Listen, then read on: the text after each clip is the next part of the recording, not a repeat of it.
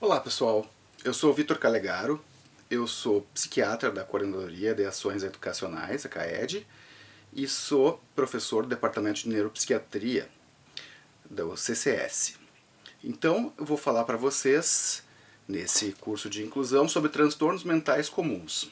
Basicamente, os transtornos mentais comuns compreendem a depressão e a ansiedade, os transtornos de ansiedade. O que é a depressão? Depressão é um transtorno mental no qual a pessoa apresenta por pelo menos 2 semanas, na maior parte do tempo, sentimentos profundos de tristeza e ou perda do prazer nas atividades que ela costumava se sentir bem ao fazer. E isso vem acompanhado de diversos outros sintomas, como sentimentos de culpa exagerados, sentimentos de baixa autoestima, sentimentos de inutilidade, a pessoa se sente desmotivada, sem energia para fazer as coisas.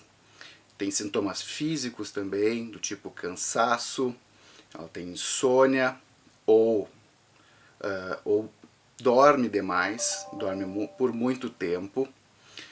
Ela pode ter alterações menstruais, dor de cabeça, dor nos ombros, perda ou ganho de peso, perda da libido, certo? Uma série de alterações, de forma que depressão não é sinônimo de tristeza, ou melhor, tristeza não é um sinônimo de depressão.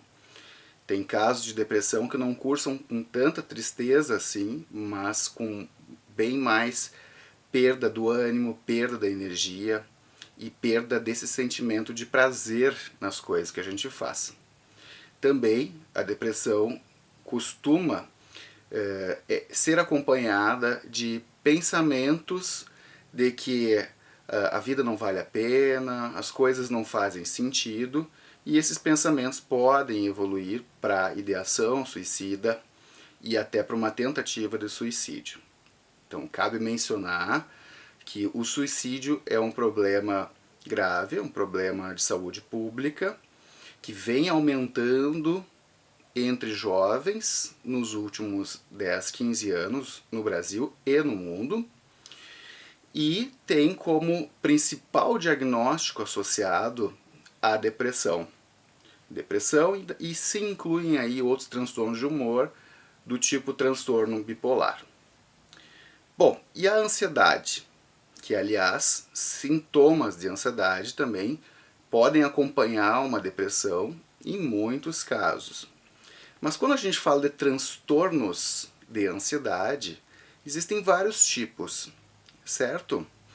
Do tipo transtorno de ansiedade generalizada, é uma sensação difusa de ansiedade que, em geral, cursa com preocupações com diversas coisas da vida. São coisas cotidianas, do tipo pagar contas, estudos, cuidar dos filhos, cuidar dos pais, relacionamentos, ou seja, são preocupações, né, que são comuns dos seres humanos, mas nesse caso da pessoa com TAG, transtorno de ansiedade generalizada, ela não consegue controlar essas preocupações. Elas vêm com pensamentos intrusivos que são repetitivos e causam angústia, muitas vezes insônia e sensações físicas de ansiedade, do tipo coração acelerado, taquicardia, palpitações, sensação de falta de ar, sensações gastrointestinais, do tipo diarreia ou constipação, certo? Ou pirose, que é azia, né? Refluxo, uma série de sintomas que a pessoa pode perceber no corpo. Além disso, sudorese, tremores e por aí vai. Então, o quadro da ansiedade generalizada é um quadro crônico, em geral mais de 6 meses, que a pessoa persiste assim com essas preocupações e isso traz bastante impacto na vida.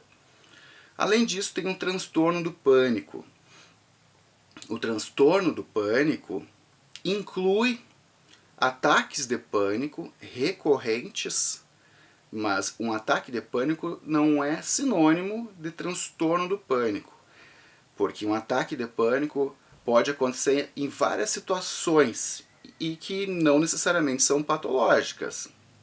Mas o ataque de pânico, então, é uma sensação súbita de ansiedade extrema, intensa, que em geral a pessoa fica preocupada por estar tendo um problema físico, ela acha que isso pode causar talvez a morte dela, se preocupa com um AVC, com um infarto, com algum problema físico, uma arritmia, alguma coisa assim, ou simplesmente o medo extremo.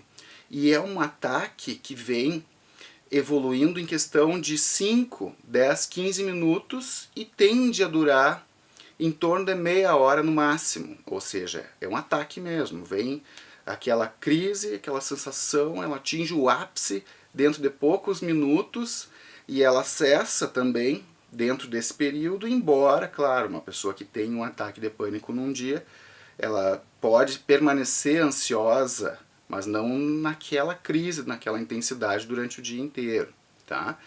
Então, o transtorno do pânico inclui a experiência de ataques de pânico repetidos, em geral, e que também, além disso, a pessoa passa a ter uma preocupação que é persistente, incomoda, que é a preocupação com ter novos ataques. Ela fica preocupada com o que aconteceu e que isso pode acontecer de novo, e daí ela vai no médico, ela faz exames e não sabe o que está acontecendo. Isso vai gerando uma preocupação que só vai aumentando ainda mais a ansiedade, né? E de forma que ela tem essas preocupações e ela tenta evitar coisas que ela imagina que possam causar esse ataque.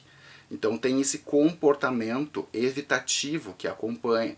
Vamos supor que a pessoa tenha tido um ataque de pânico no trabalho, ela pode ter uma dificuldade muito grande para voltar para o trabalho, porque ela cria um medo de que se ela for para o trabalho ela pode ter de novo, certo? Esse ataque de pânico. Bom, além disso tem o transtorno de ansiedade social, ou fobia social, que é um transtorno crônico no qual a pessoa passa a se sentir com bastante ansiedade em situações sociais, encontrar pessoas, sair de casa, ou situações que exijam algum desempenho no ambiente social, tipo apresentar um trabalho, participar de uma reunião. E quando isso acontece, dela e ter que enfrentar uma situação social, ela pode ter um ataque de pânico ou não, mas ela suporta aquela situação com muito medo, com muita ansiedade. Nesse caso, o medo, a preocupação da pessoa com a ansiedade social é o medo dela passar vergonha ou de ser humilhada, dela ter uma reprovação pelo seu comportamento. Dessa forma, tem pessoas que têm ansiedade social até mesmo em filas, em restaurantes, né, que se sentem ansiosas até para pedir um prato, chamar o garçom no restaurante. Ou tem a sensação de que as pessoas estão olhando para ela comendo e ela fica angustiada porque ela não pode errar, porque se ela deixar cair um grão de arroz, por exemplo, ela se sente muito ansiosa e se sente muito envergonhada, certo? Sente aquilo como, às vezes, como vergonha ou como uma humilhação, certo? Bom, existem outros transtornos que vêm junto, né? A agorafobia, por exemplo, que é o medo de ter um ataque de pânico numa situação onde ela não conseguiria escapar, por exemplo, dentro de um estádio de futebol cheio, dentro de um cinema, ou em lugares abertos, dentro de um ônibus, no meio de transporte, dentro do avião, tá? Então, tem fobias específicas Mas, de qualquer forma, todos esses são englobados nos transtornos de ansiedade, que são os transtornos mentais mais comuns na população em geral. Uma prevalência em torno de 27%, uma prevalência na vida, ou seja, numa média da população, esses são dados americanos, assim, numa média da população ao longo da vida, né, 27% dos indivíduos vai apresentar algum tipo desses transtornos de ansiedade. A prevalência da depressão se situa em torno de 15%, também pensando na população americana, que é onde nós temos os melhores estudos de prevalência, né?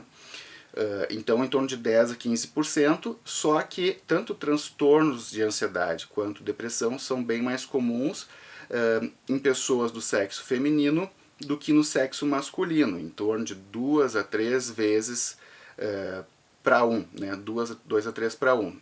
Então, se for considerar entre os sexos, né, o sexo feminino tem uma prevalência bem maior assim, de transtorno de ansiedade e depressão ao longo da vida. Isso passa por fatores biológicos, certo? Não são só questões culturais que entram em jogo, embora, claro que as questões culturais interferem sim, mas tem um componente neurobiológico e do temperamento que influencia bastante nisso, certo? Isso, mais adiante eu vou falar sobre temperamento, sobre personalidade, né, e vocês vão entender um pouco melhor, tá? Porque se por um lado, né, mulheres têm mais essa tendência a afetos negativos, que então é uma palavra que é comum tanto para depressão quanto para transtornos de ansiedade.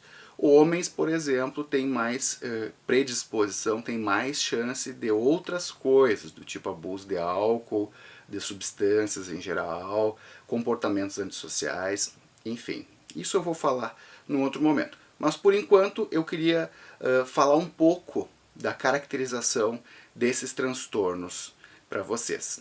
E aos poucos eu vou comunicando, vou mandando mais materiais, ok?